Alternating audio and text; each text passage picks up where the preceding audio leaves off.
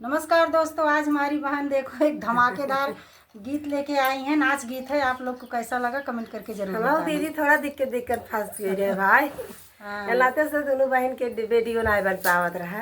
अब आप लोग इतना सपोर्ट करें कि चैनल उड़ जाएगा। हमारा चैनल ये ना हो चैनल दीदी खबरें